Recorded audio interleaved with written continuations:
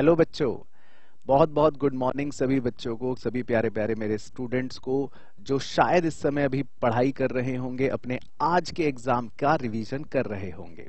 तो बच्चों बस थोड़ी सी आपकी देर लूंगा और इस वीडियो को बनाने का मेरा मकसद सिर्फ ये है कि मैं जानता हूं कि आपको ये फीलिंग आ रही होगी कि सर कुछ भी याद नहीं हो रहा, ऐसा लग रहा है सब मेस्ड अप है, सब भूल रहे हैं, या पता नहीं एग्जाम में कैसे याद रहेगी, इतनी थ्योरी है।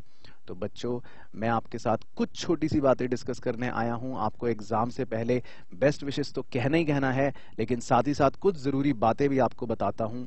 सबसे पहले अपने आप को काम रखो, बिल्कुल कंपोज्ड रखो, बिल्कुल एग्जाम का ऐसा डर मत लेके चलो कि हम सब भूल जाएंगे। आपने पहले भी एग्जाम दिया, बिजनेस का, इंग्लिश का, उनमें भी बहुत सी थ्योरीज आपने देखी हैं, पढ़ी हैं। एग्जामिनेशन हॉल में जैसे ही आप बैठो, मैं फिर से वो टिप आपके साथ रिवाइज कर देता हूं, 1-2 मिनट अपनी नर्व्स को काम डाउन होने देना, ठंडा होने देना। जैसे ही आप 1-2 क्वेश्चंस पढ़ोगे, लिखना शुरू करोगे या सोचोगे, अपने आप सब कुछ याद आ जाएगा। तो बस इंपॉर्टेंट है अपने माइंड को काम रखना, क्योंकि आज आपका एग्जाम है। बिल्कुल भी घबराहट, बिल्कुल भी किसी भी तरह का प्रेशर अपने ऊपर नहीं रखना है। दूसरी इंपॉर्टेंट चीज ये कि अब जो बचे हुए 4 घंटे हैं, इसमें कोई भी नया क्वेश्चन या कोई भी नया कंटेंट कहीं से मत देखना। जो चीजें आपने ऑलरेडी पढ़ रखी हैं, जो क्वेश्चंस मैंने आपके साथ डिस्कस कर रखे हैं, सिर्फ उन्हीं बातों को देखना।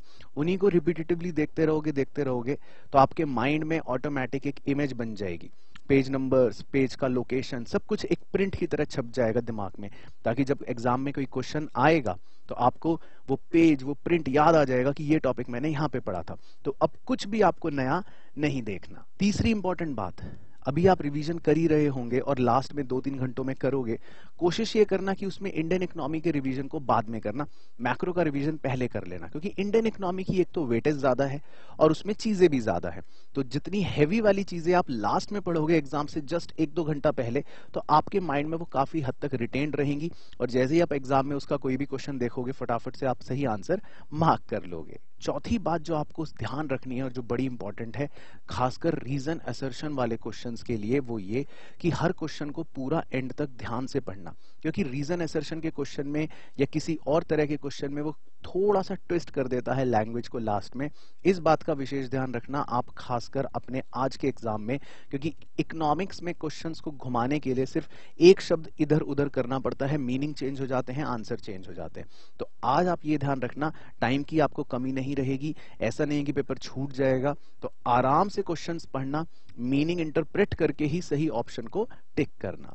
और टिप नंबर 5, फिर से वही बात कि एग्जामिनेशन में आपको लेजीनेस फील ना हो, आपको ऐसा ना लगे कि मुझे नींद सी आ रही है, तो प्लीज अपने ब्रेकफास्ट को सिंपल और हेल्दी रखना या लाइट रखना।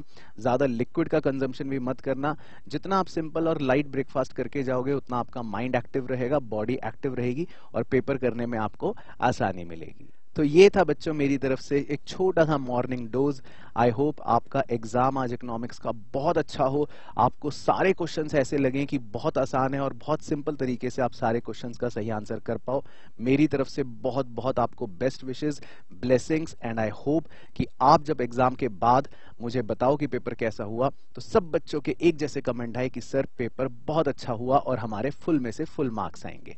तो अपने आप को काम रखना, कंपोज रखना, पेपर आपका बहुत अच्छा होगा। All the best.